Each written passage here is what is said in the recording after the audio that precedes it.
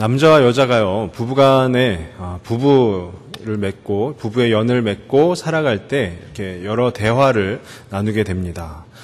보통 부부간의 소통이라고 하고 대화라고도 하는데요.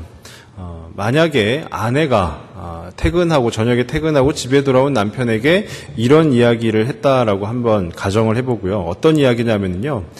오늘 옆집 아이 엄마 때문에 참 많이 힘들었어 라는 이야기를 남편에게 했다라고 가정을 하시면 우리 남편 되시는 분들은 그의 반응을 어떻게 하시겠습니까?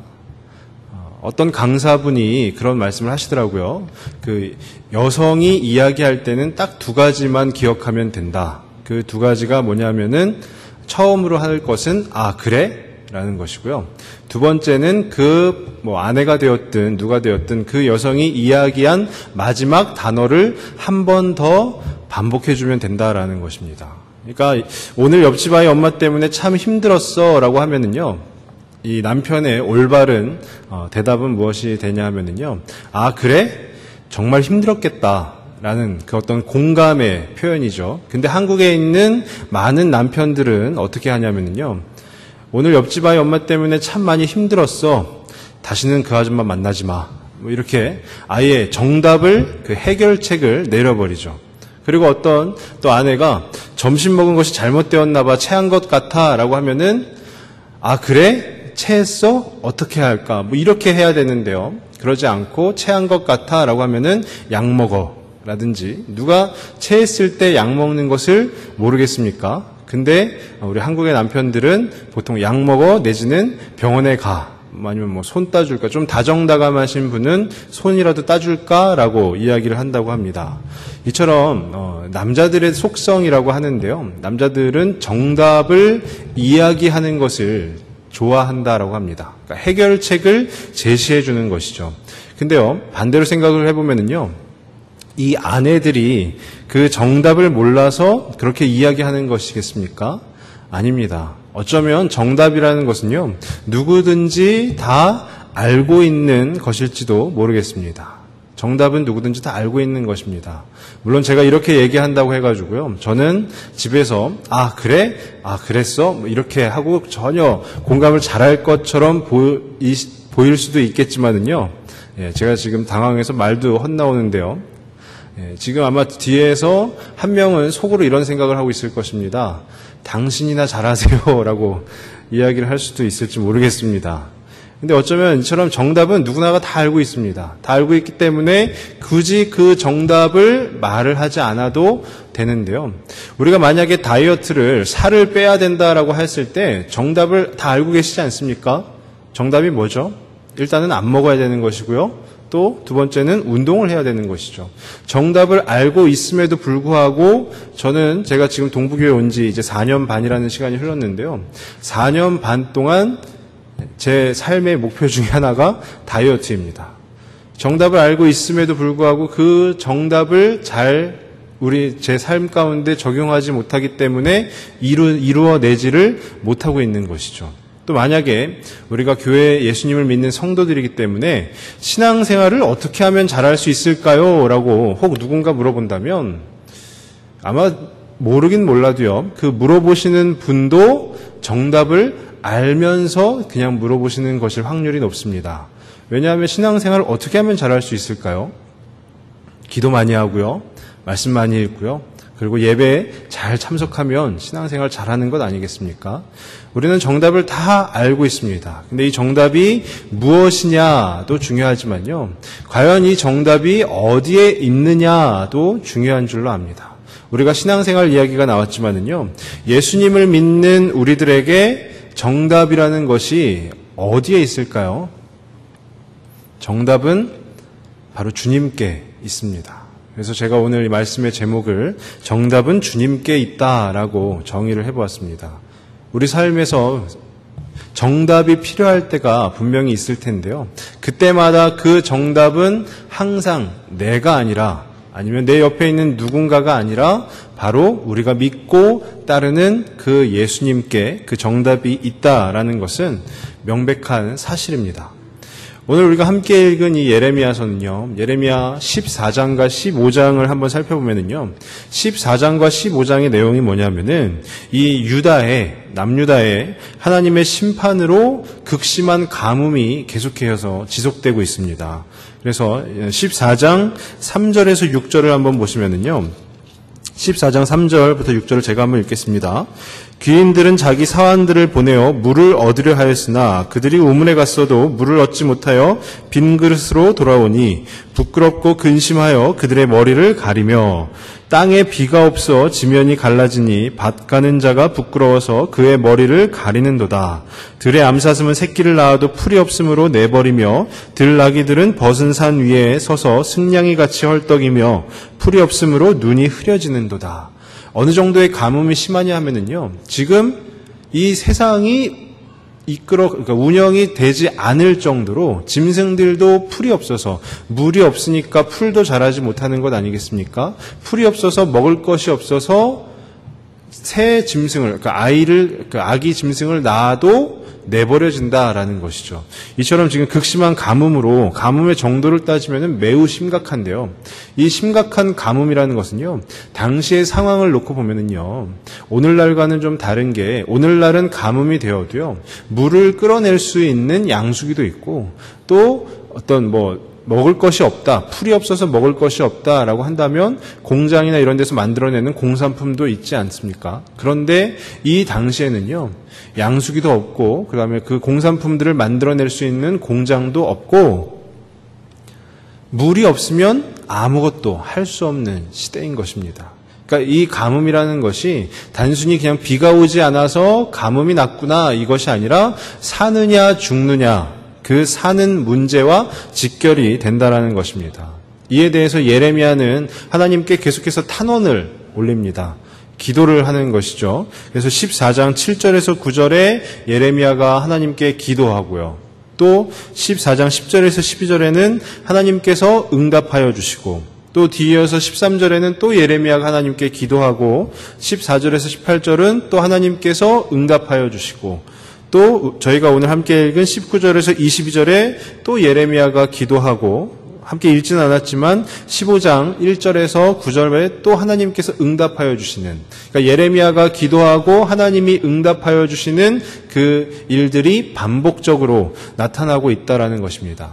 그 주된 내용은 뭐냐면요, 예레미야가 그 가뭄으로, 극심한 가뭄에 시달리는 남유다 땅을 바라보면서 이 가뭄 가운데서 우리를 살려주옵소서라고 기도한다라고 하면은, 하나님께서는 너희의 죄를 벌할 것이다. 다시는 이 민족을 위해서 복을 구하지 말라. 칼과 기근과 전염병으로 멸할 것이다.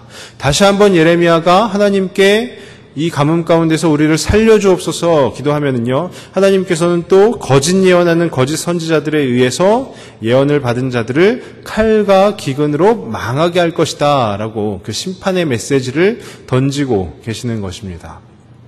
오늘 본문 가운데서도요, 예레미야가 하나님께 다시 한번 탄원을 올립니다. 기도를 하는 것이죠. 어떻게 기도하냐면요, 세 가지의 질문을 하나님께 던짐으로 시작해서 마무리는 다시금 세 가지의 질문을 하나님께 던짐으로 마무리를 하고 있습니다. 첫 번째로 던지는 세 가지의 질문이 무엇이냐면요, 19절에 나오는데요, 유다를 버리시는 것입니까? 라는 것이 첫 번째 질문이고요. 두 번째 질문은 이 시온을 정녕 싫어하시는 것입니까? 라는 것이고, 세 번째 질문은 어찌하여 우리를 치료해 주지 않으시는 것입니까? 라는 질문입니다. 이 세 가지의 질문을 곰곰이 한번 생각을 해보면요, 나의 힘으로는, 우리의 힘으로는 해결할 수 있는 것이 아무것도 없습니다를 알 수 있습니다. 하나님께서 유다를 버리시는 것입니까? 하나님께서 버리시지 않으셔야지만이 이 유다가 살 수 있을 텐데, 하나님께서 유다를 버리시면 그 유다의 백성들은 어찌할 도리가 없는 것 아니겠습니까? 그리고 하나님께서 이 시온을 싫어하신다라고 하시면 이 백성들은 어찌할 도리가 없는 것입니다. 그리고 하나님께서 어찌하여 우리를 치료해 주지 않으십니까? 라고 질문을 하는데요, 하나님이 치료해 주시고자 마음을 먹지 않으신다면 그 어느 누구도 치료를 받을 수가 없는 것입니다. 이것은 철저하게 나의 힘으로, 우리의 힘으로는 할 수 없사오니 주님께서 일하여 주시옵소서라는 것이죠. 지금 이 남유다를 덮고 있는 극심한 문제, 그 문제에 해결을 할 수 있는 정답이 바로 주님께 있다라는 것을 예레미야가 고백하고 있는 것입니다. 예레미야 자신에게는 아무런 정답이 없고요. 또 그 남유다의 백성들 가운데에도 정답이 없습니다. 정답은 그 가뭄 가운데서 이 유다의 백성들을 건져낼 수 있는 정답은 다름 아닌 우리 주님께만 있다라는 것입니다. 그 세 가지 질문을 던진 후에 예레미야가 또 읊조리듯이 하는 말이 우리는 평강을 기다립니다. 그런데 좋은 일이라고는 아무것도 없습니다. 그리고 우리는 이 상처가 낫기만을 기다립니다.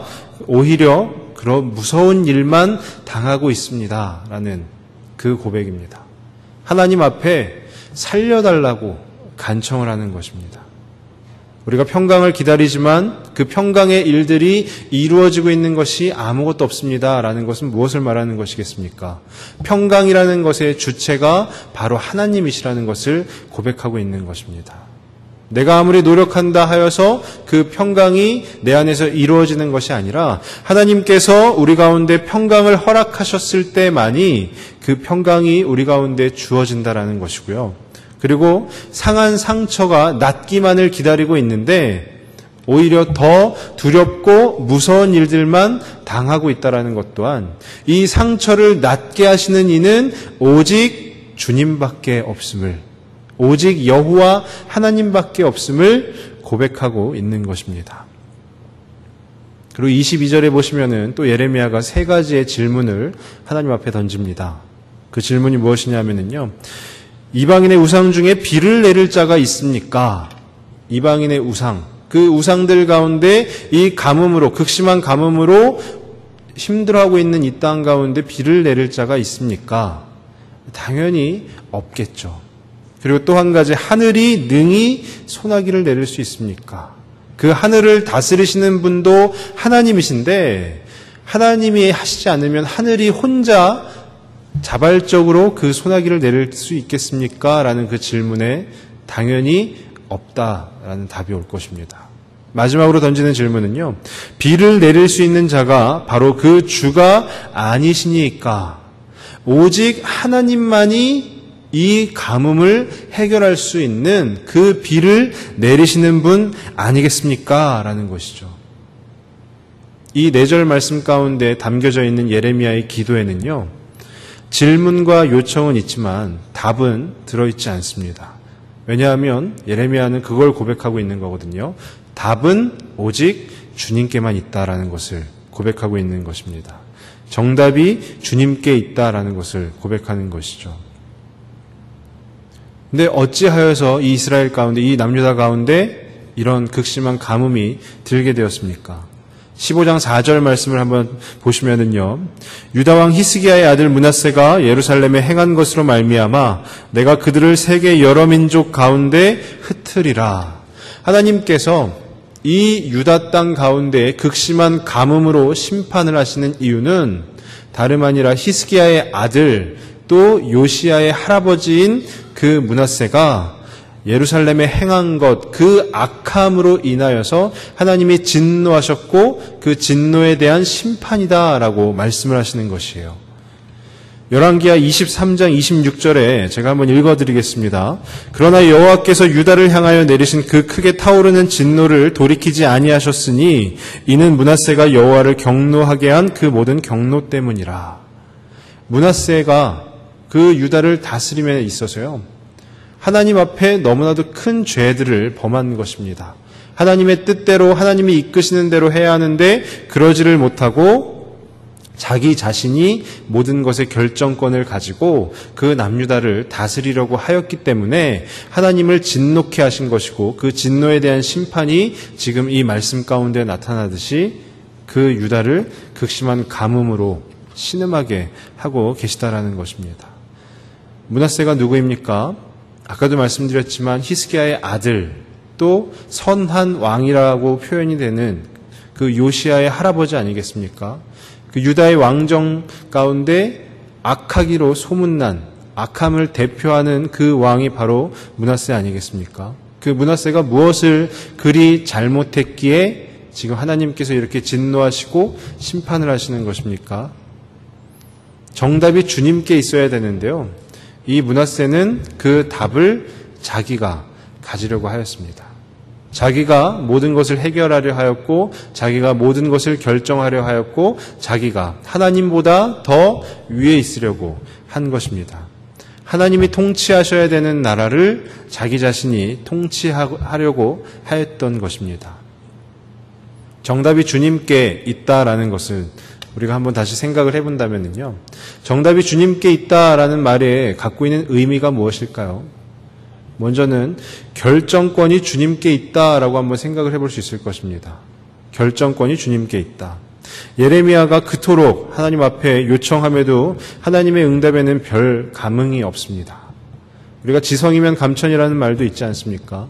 예레미야가 그렇게 열심을 다해서 하나님 앞에 간구하였다면 어떤 드라마틱한 상황이 벌어지면서 그 가뭄으로 고통받고 있는 그 땅 가운데 소나기라도 딱 내리면 정말 멋있을 텐데, 우리 하나님께서 역시 이 땅을 사랑하시는구나 라는 고백이 나올 텐데, 15장 1절에서 4절까지의 말씀을 보면요, 하나님께서는 그럼에도 불구하고 예레미야가 그렇게 간구하였음에도 불구하고 하나님의 마음을 변치 않으시고 오히려 더 심판을 하시게 됩니다.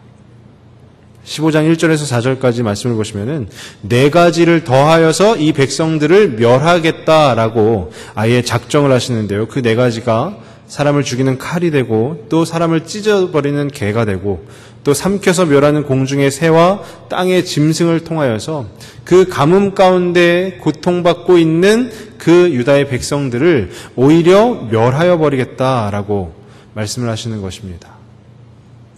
이 부분을 통해서 제가 말씀을 묵상하는 가운데 이 부분을 통해서 생각을 해보게 된 것은요, 가뭄이 참 고통스럽겠죠. 이 당시에 살고 있는 이 유다의 백성들에게는 이 가뭄이, 극심한 가뭄이 정말로 큰 고통으로 다가왔겠지만, 그 고통이다라고 여겨지는 가뭄보다 더 큰 고통이 있다라는 것입니다.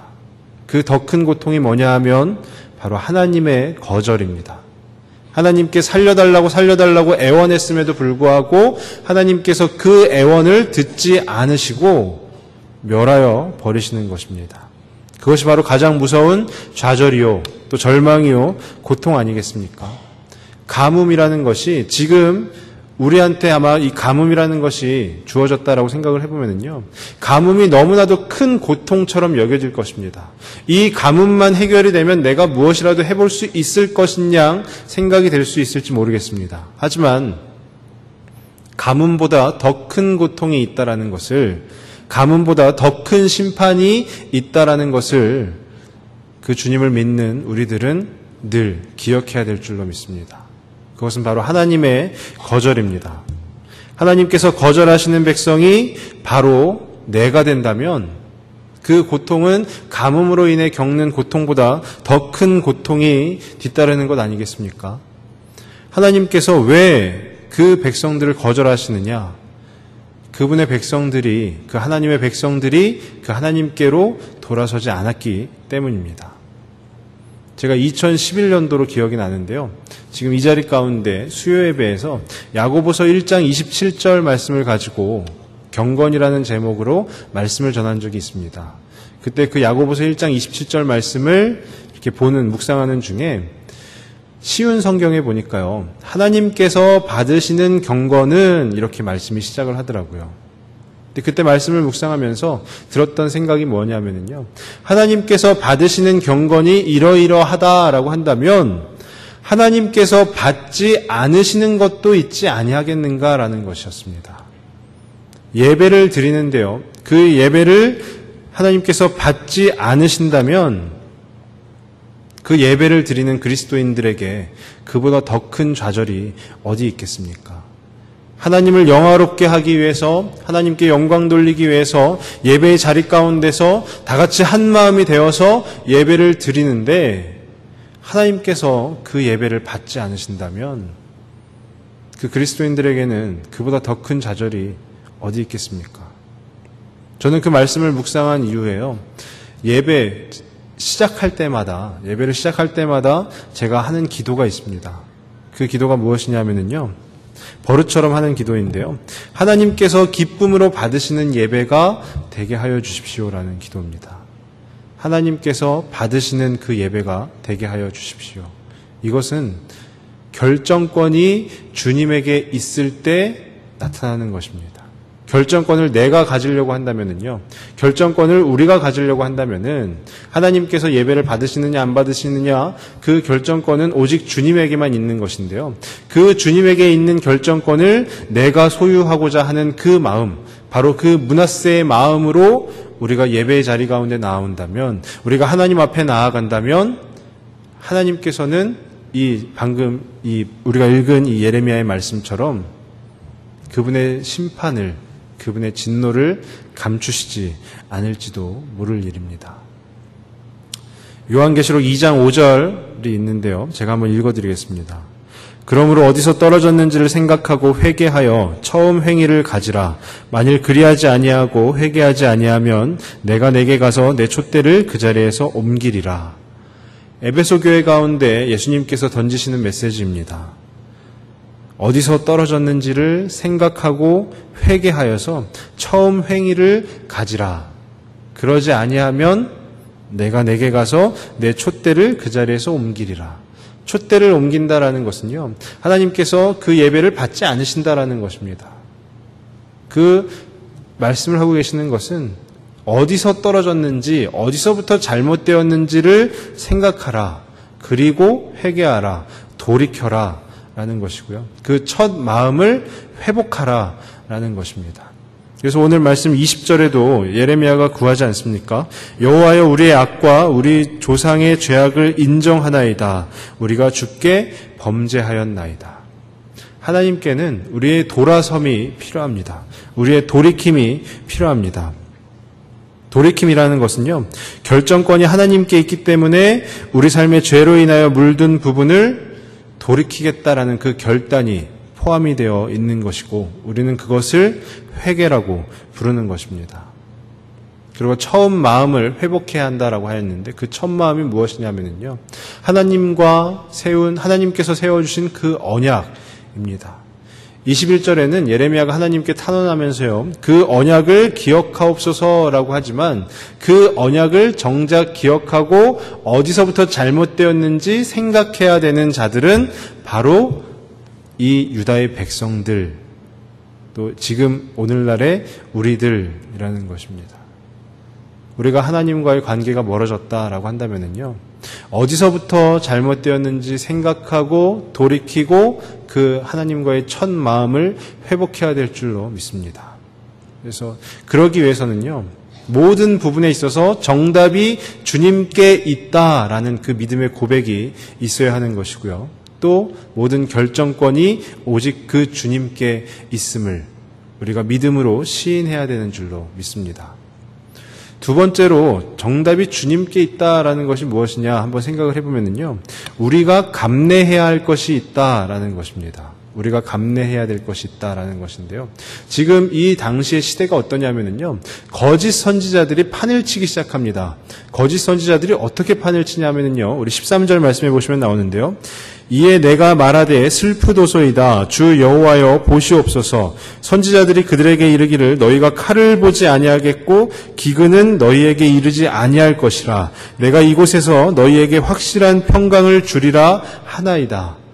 거짓 선지자들이요, 지금 백성들을 현혹시키고 있는 것입니다. 칼과 기근으로, 그 전염병으로 멸하여 버리겠다라고 하나님께서 예레미야를 통해서 심판의 메시지를 던지셨음에도 불구하고 너희가 그 칼을 보지 아니하겠고 기근은 너희에게 이르지 아니할 것이라 라고 하면서 평강이 너희에게 임할 것이다 라는 그 거짓 선지자들의 선포가 이루어지고 있는 것입니다. 한번 저는 이 거짓 선지자들의 선포를 듣는 이 백성들의 입장에서 한번 생각을 해봤습니다. 가뭄 때문에 힘든데 예레미야라는 선지자는 칼과 기근으로 너희가 망할 것이다 라고 무시무시한 말을 하고 있습니다. 그런데 선지자들이 앞다투어서 이야기하는 것이 너희는 그 칼을 보지도 못하겠고 기근은 너희에게 찾아오지도 않을 것이다. 너희에게 평강이 임할 것이다. 얼마나 귀에 쏙쏙 들어오겠습니까?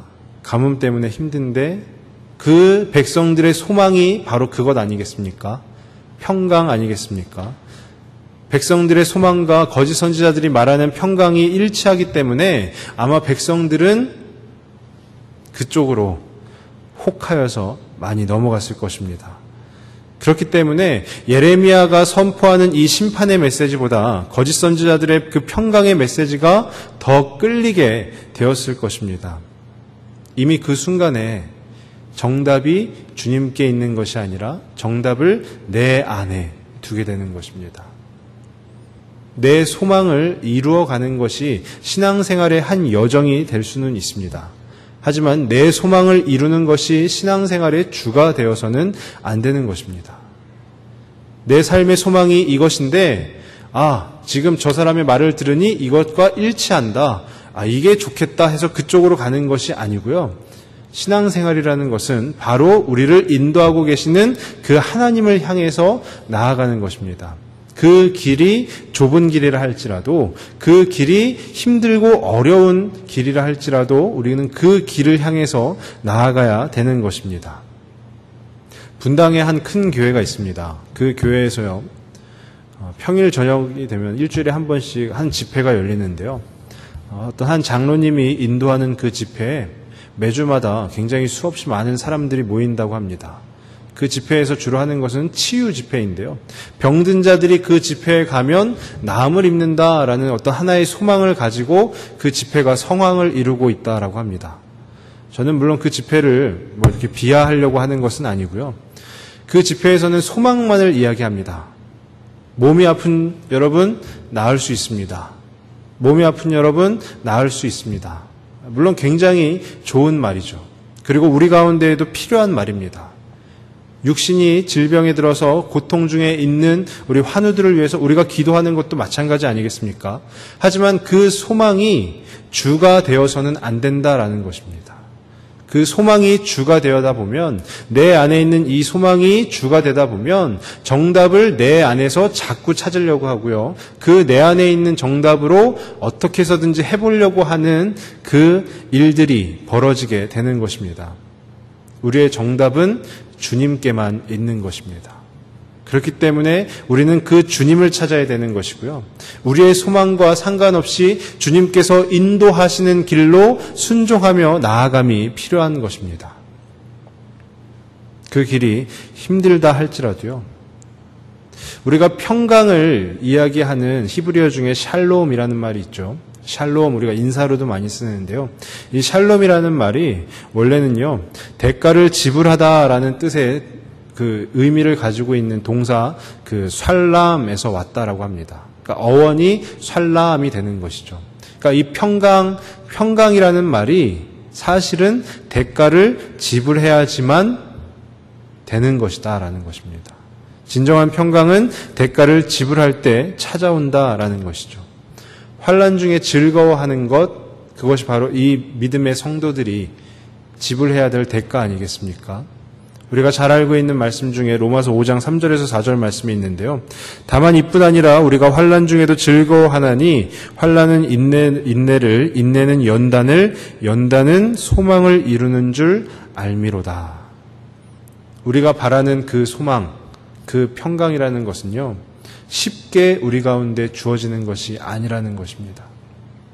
하나님께로 돌아섰을 때, 그 하나님께 정답이 있다라는 믿음의 고백을 드릴 때, 그 환난 가운데서도 그것을 견뎌낼 때, 그리고 그 견뎌내는 가운데 더욱더 단단하여질 때, 그 단단해짐이 바로 우리들의 소망이 된다라는 것입니다. 우리가 한 가지 소망을 가지고 있는데 그 소망이 이루어지지 않았다라고 해서, 우리가 한 가지 기도의 제목을 가지고 있는데 그 기도의 제목이 이루어지지 않았다라고 해서, 하나님 어떻게 저에게 그러실 수 있습니까? 하나님 정녕 나를 사랑하시기는 하는 것입니까? 라고 할 것이 아니라, 그 과정 가운데서 더욱더 하나님 단단해질 수 있도록, 하나님 이것을 견뎌낼 수 있도록 하나님 이 대가를, 이 감내함을 제가 능히 해낼 수 있도록, 그 주님 안에 있는 정답을 발견할 수 있도록 주님 함께하여 달라고, 저를 인도하여 달라고 그렇게 기도해야 되는 줄로 믿습니다. 그것이 바로 정답이 주님께 있음을 믿음으로 고백하는 것이 될 것입니다.